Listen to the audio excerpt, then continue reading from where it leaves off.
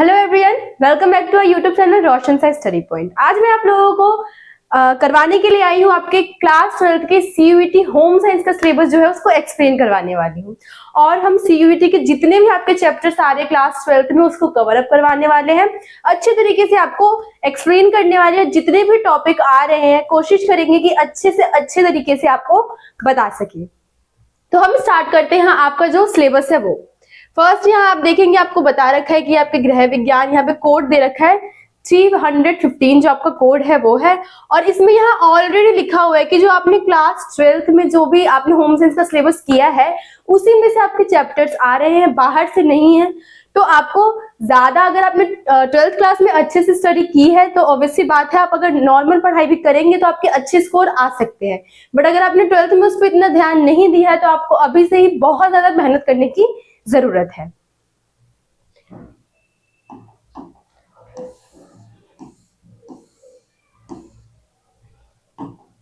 यहाँ हम देख रहे हैं, यहाँ पे एक टिप्पणी दे रखी है आपको कि 50 जो है आपके प्रश्न आने वाले हैं, उनमें से किसी जो 40 होंगे उन प्रश्नों का जो है आपको उत्तर देना है। और ये जो पूरा सिलेबस हम करवाने वाले हैं वो हिंदी मीडियम में करवाने वाले हैं। तो ये हिंदी मीडियम के बच्चों के लिए बहुत बेनिफिशियल होने वाला है, ये जो हम आपका सिलेबस करवाने वाले हैं वो।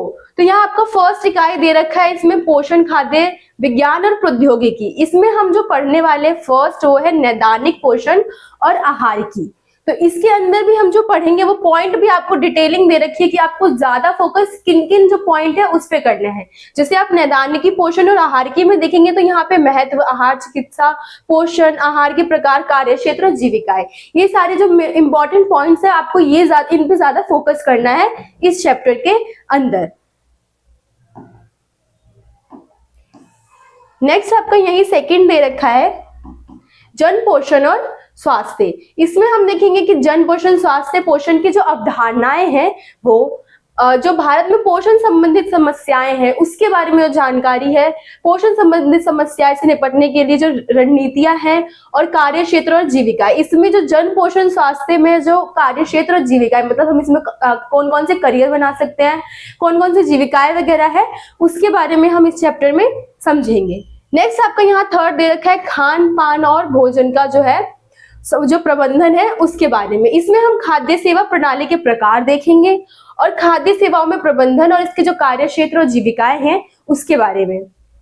नेक्स्ट यहाँ आपका फोर्थ दे रखा है खाद्य प्रसंस्करण और प्रौद्योगिकी। इसमें जो है बुनियादी अवधारणा जैसे खाद्य विज्ञान, खाद्य प्रसंस्करण इत्यादि जो चीजें हैं हम उसको समझने वाले हैं। नेक्स्ट यहाँ दे रखा है खाद्य प्रसंस्करण और प्रौद्योगिकी का विकास किस तरीके से हुआ, हम उसके महत्व को समझने वाले हैं। नेक्स्ट यहाँ दे रखा है प्रसंस्करण भोजन को का जो वर्गीकरण है, भोजन के वर्गीकरण को मेनली हम इसमें समझने वाले हैं। नेक्स्ट आपका कार्य क्षेत्र और जीविका। आप देखेंगे तो कार्य क्षेत्र और जीविका है आपके हर टॉपिक के एंड में दे रखा है।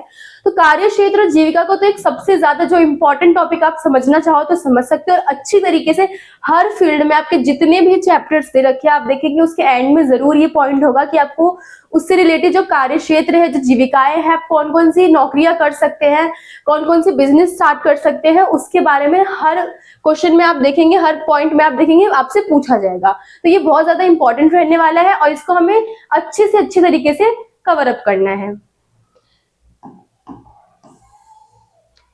नेक्स्ट आपका इकाई फर्स्ट में दे रखा है खाद्य गुणवत्ता और सुरक्षा। इसमें हम बुनियादी अवधारणा जैसे खाद्य सुरक्षा, खाद्य संदूषण और खाद्य अपमिश्रण जो प्रणाली वगैरह है उसके बारे में समझने वाले हैं।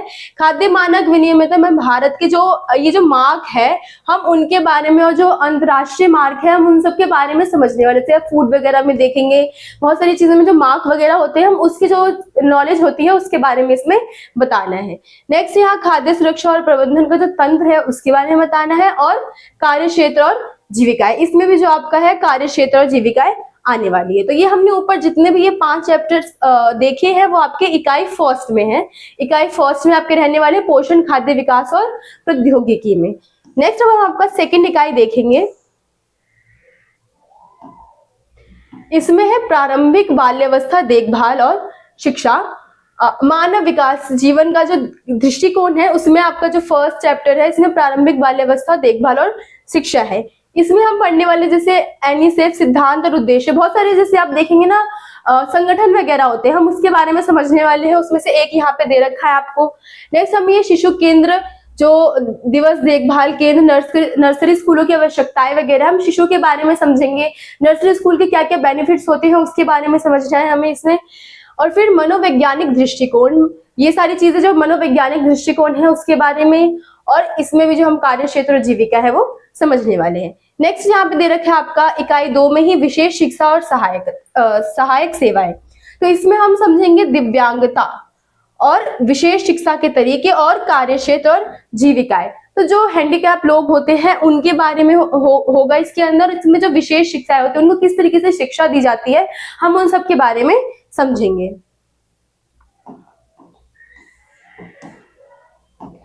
नेक्स्ट यहाँ दे रखा है बच्चों, युवाओं और बुजुर्गों के लिए संस्थानों और कार्यक्रमों का प्रबंधन।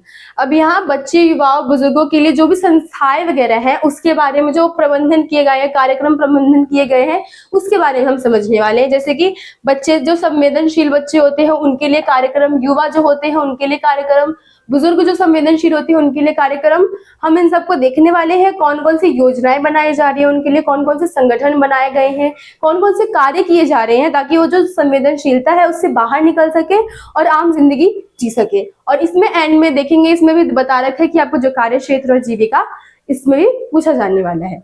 नेक्स्ट यहाँ दे रखा है आपका इकाई 3 वस्त्र एवं परिधान। हमने ऊपर जो ये 3 चैप्टर देखा, आपका ये सारा जो था इकाई 2 में था। अब हम आ गए आपकी इकाई 3 में,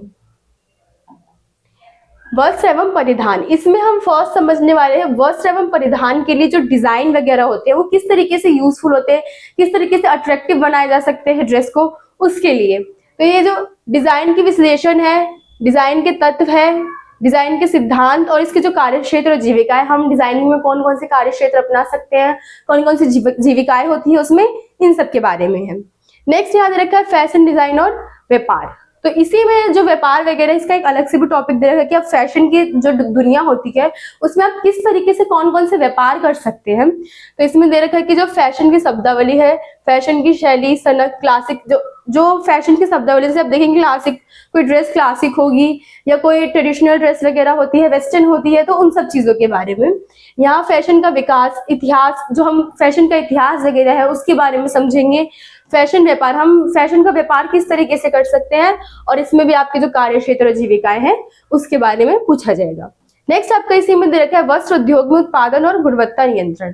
अब जो वस्त्र उत्पादन है उसमें जो उद्योग है, वस्त्र उद्योग में जो उत्पादन और गुणवत्ता है, मतलब अब जब वस्त्र उद्योग लगा रहे हैं तो उसमें उसके उत्पादन की प्रक्रिया और जो उसकी गुणवत्ता पर नियंत्रण हम किस प्रकार से कर सकते हैं, इस चैप्टर में हम समझने वाले हैं। तो इसमें फर्स्ट है वस्त्र उत्पादन के चरण, हम किस तरीके से वस्त्र उत्पादन, जैसे कि अब कच्चे माल से हम उसका निर्माण करते हैं तो वो सारी जो प्रक्रिया होती है हम उसमें समझने वाले हैं। नेक्स्ट वस्त्र उद्योग में गुणवत्ता, अब किस तरीके से हम जो गुणवत्ता है उसको बनाए रख सकते हैं, अब हम वस्त्रों को स्ट्रॉन्ग किस तरीके से रख सकते हैं, और इसमें भी कार्य क्षेत्र और जीविका है उसके बारे में आपको बताना है। इसी में आपका फोर्थ दे रखा है संस्थाओं में कपड़ों की देखभाल और रखरखाव। अब यहाँ पे बहुत सारे संस्थाएं, जैसे हॉस्टल वगैरह हो गए, होटल हो गए और हॉस्पिटल हो गए, इन सब की जो संस्थाएं हैं यहाँ पे कपड़ों की देखभाल किस प्रकार से की जाती है, इन सब के बारे में हम इस चैप्टर में समझेंगे। तो यहाँ देखेंगे कि कपड़े धोने का जो उपकरण है हम उसके बारे में जानेंगे, जो संस्थागत लॉन्ड्री है हम उसके बारे में समझने वाले हैं, और इसमें भी जो कार्य क्षेत्र और जीविकाएं हैं हम उसके बारे में समझेंगे। तो अपने जो जितने भी चैप्टर देखे ये आपके थे इकाई 3 में। नेक्स्ट अब हम आपका देखेंगे इकाई 4।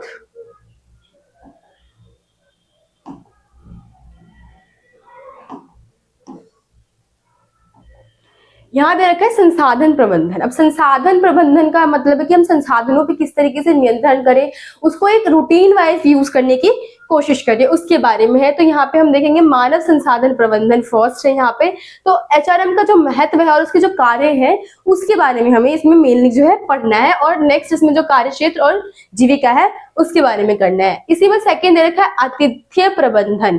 तो बहुत सारे विभाग जैसे होटल वगैरह होते हैं तो वहां पे आतिथ्य प्रबंधन किस प्रकार से किया जाता है उसके बारे में है। जैसे विभिन्न आतिथ्य प्रबंधन प्रतिष्ठानों की अवधारणा, अतिथि चक्र, अतिथि संगठनों में विभाग, फ्रंट ऑफिस, हाउसकीपिंग, खाद्य और पेय पदार्थ। तो जो आप देखेंगे होटल में जितने भी ये जो ग्रुप्स बने हुए होते हैं, जैसे कोई फ्रंट ऑफिस में होता है, कोई हाउस कीपिंग के लिए होता है, कोई खाने वगैरह को देखता है कि जो मेहमान आए हुए हैं वो ठीक से रह रहे हैं या नहीं रह रहे हैं, उसके बारे में देखभाल के लिए देखते हैं।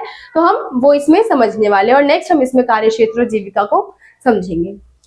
यहाँ आपके थर्ड में दे रखा है उपभोक्ता शिक्षा और संरक्षण। इसमें उपभोक्ता की समस्याएं दे रखी है, उपभोक्ता संरक्षण अधिनियम के बारे में है, मानक अंक के बारे में जैसे एसआई, एग मार्क और जो बहुत सारे मार्क्स हैं उनके बारे में है।